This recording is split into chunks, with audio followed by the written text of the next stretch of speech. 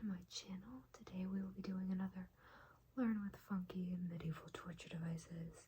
Though some of these devices are not technically medieval times, most people actually don't really know the difference between time periods anyways, so it doesn't really matter. But I will be clarifying all of my different time periods in this specific video.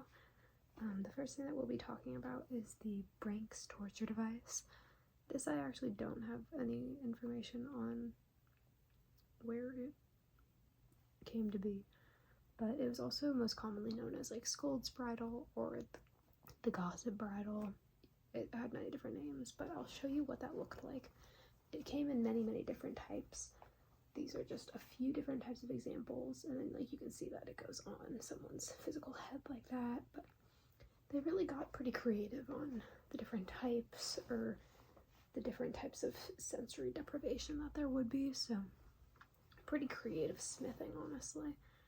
So it was a metal cage that was mostly used on women, who could have guessed, and it was known as a soft and mild punishment device. It was slow torture and of course humiliation, because you would be forced to wear that at all times, whether you were in public or in the safety of your own home. And if you were seen in public, people were encouraged to verbally abuse and spit on you if you were wearing one of those, so if that's not already bad enough. This drove people mad because obviously they had this very heavy device that is on their head and a lot of public humiliation that is happening. And the type of crimes that these would usually be for would be breaking peace, public nuisance, drunken disorderly, lying, offending others, whatever that means, insulting someone, I'm not sure what degree that would need to be to, witchcraft, of course, criticism of religion, of course, and Quaker women caught preaching in public as well, but I guess that could also go with religion, I don't know, heresy. It could fit for any length of time, and they also could have a fitted tongue piece, so there really was not really like an extent of how embarrassing or humiliating having to wear one of these was. Oh, and sometimes they would even have a bell on them to make people be able to hear you coming, because that's just really nice, right? Yep. Okay, well, that is all that I have for scolds bridle. The next thing that we'll be talking about is Scavenger's Daughter. It's also known as Skeffington's Gyves or Skeffington. That's the guy's last name, but in the different types of information that I was able to find, some people call him Skeffington, some people call him Skeffington. I don't know. That was during 16th, 17th century in the Tower of London, of course.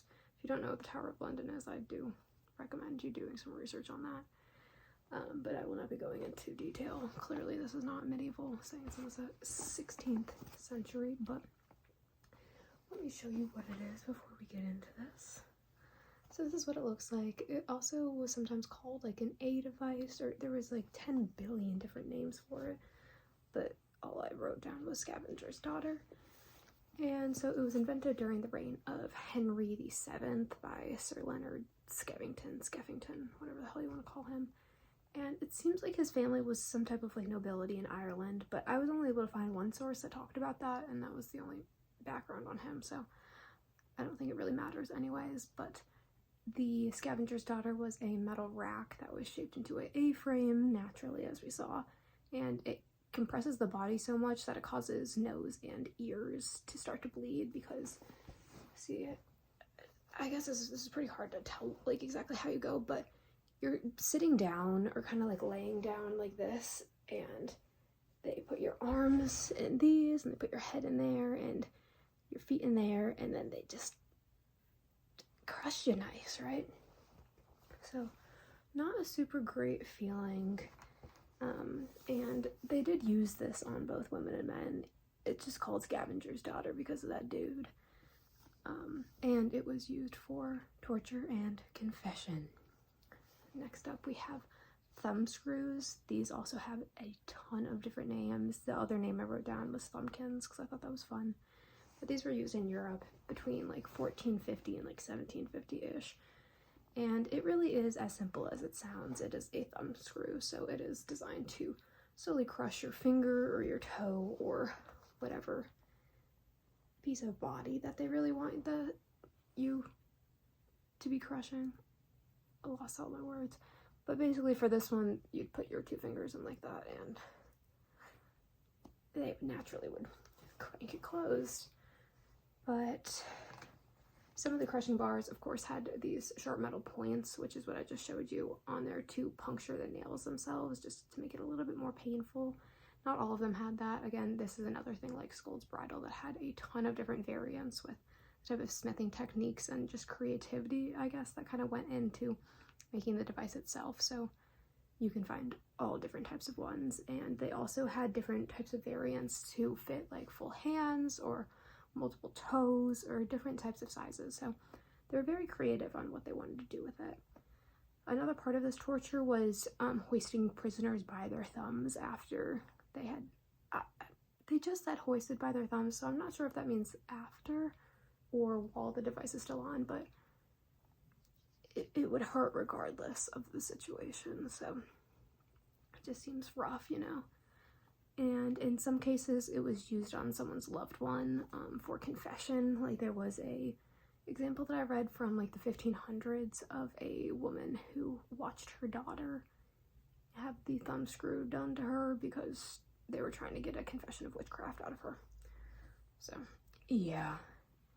And this was also usually a precursor event to a worse torture event. So this is really like just this is like easy, like kindergarten type of torture. So I guess this is them trying to cut you a break. I don't know. But again, it was used for crimes of witchcraft and just kind of general criminal confessions. But confessions really seem to be what it was used for the most, of course, because it wasn't really a lethal type of torture. Next up, we have lingchi, which is from the 10th century in China.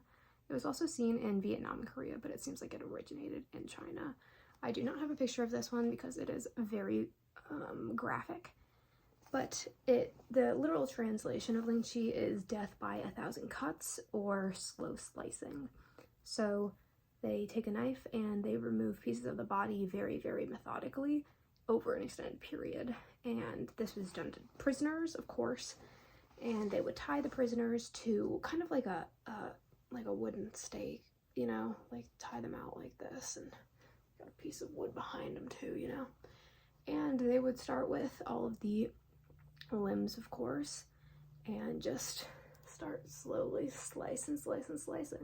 This was a torture made to try to punish the more heinous of criminals, and it was meant for suffering. This was designed to make people suffer as long and as much as possible. So this was one of the worst, in my opinion. I think this could be the worst, but I think for me this would be the worst. And of course this is a public thing, as most tortures were. I apologize if you can hear my dog barking. I have no control over him. So after they would start cutting the limbs, then they eventually, of course, would cut all the limbs off and someone would collect them in a basket. How nice.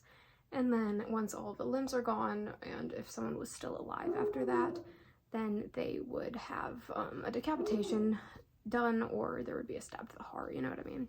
So pretty easy end after all of that. But this went against the Confucian principle of filial piety, because it was unfilial to alter one's body or to cut the body at all. So I think that really was like the kicker of this, and I think that honestly is pretty cool that they did that because of it. But I don't know, that's just kind of my opinion. I have again that they wanted to make the criminal suffer as long and as much as possible, and also sometimes this process varied just because some executioners would take pity on people that had lesser offenses, or I don't know, I guess it just depends on what executioner people got that day. But the types of crimes that you had to do for this was, it had to be a crime that was viewed as very heinous, like treason or mass murder or matricide or patricide or murder of a master or an employer.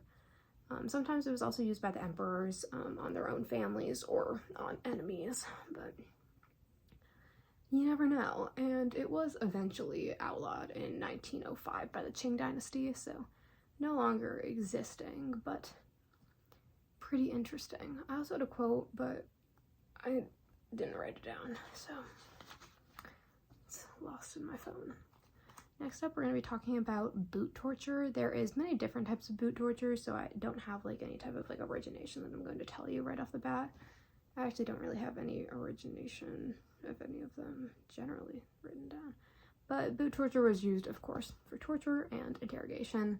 There was many different devices, but I would say that just the general gist of what exactly boot torture was kind of putting wooden boards nailed together around a leg, and then they would just increase the pressure, just trying to get into confession out, and they would either crush your leg or you confessed. So those were the options.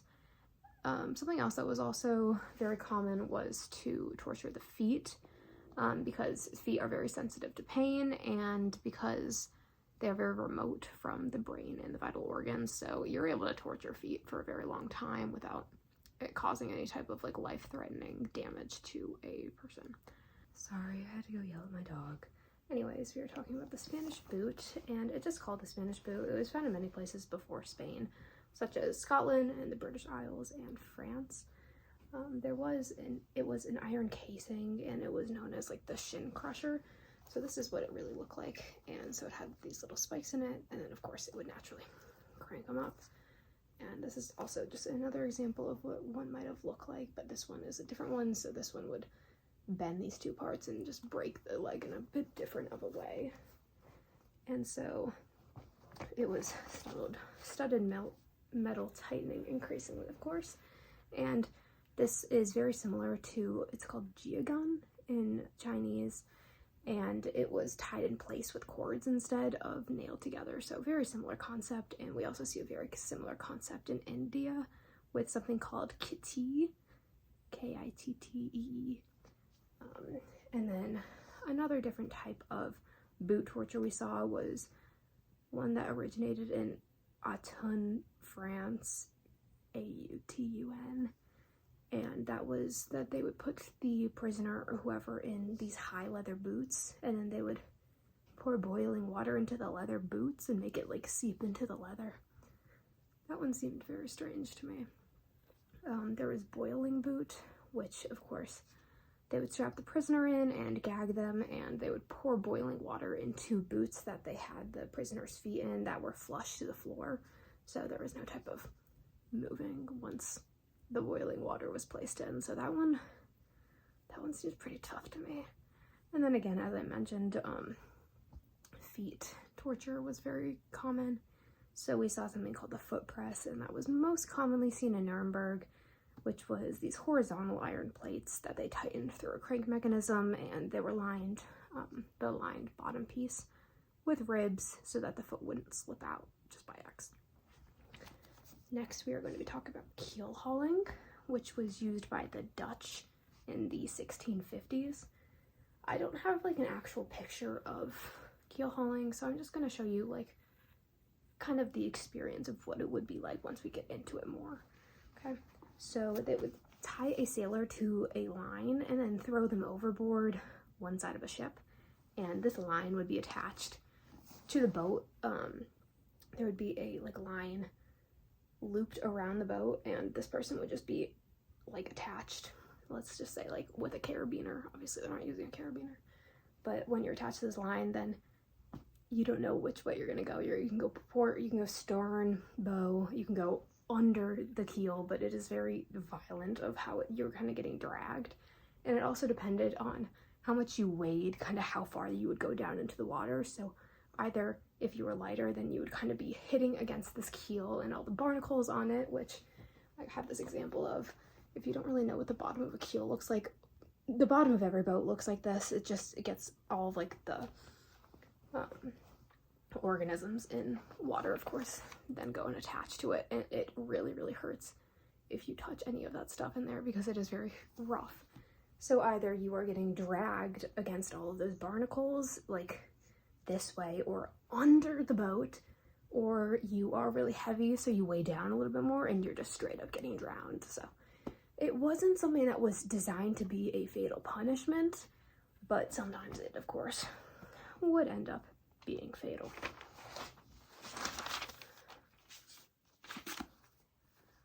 Of course, this would cut them very badly from the barnacles. This, of course, could injure them, give them head injuries, could give them infections, could make people drown. So many different types of injuries that this could cause. And we saw something like this with the Greeks in 700 BC. So that is why I technically counted it as medieval. Wait, that's not even medieval though, that's before. Oh no, that's, oh man, whatever. And these crimes seem to be like deserting, and it seemed like one captain punished some of his crew members who murdered someone by doing this. I don't know, but it was used for piracy, and when it was used by the Greeks. And the last thing that we'll be talking about, I have no idea how to pronounce it. It's Latin, so poena calei, I don't know. Poena cullei, and it was by Roman law, of course, and it translates to penalty of the sack. This was a crime of parricide, which is killing basically anyone in your family. So this is a pretty intense type of suffering that they want you to do. And so you are sewn into a leather sack with live animals and then thrown into water. And that is what penalty of the sack is. Initially, they had only mentioned snakes like during the early imperial times, but it kind of seemed like this throughout the times would kind of go in style and out of style, and people would have a certain amount of animals that would go in, or certain animals that would go in the sack, or there were certain combinations that they used during different times because this went very in and out of style many times. So we saw it many times. It was also used in early Saxony, and that is all I have written for today. So I hope you enjoyed our strange conversation, and I hope to see you again soon.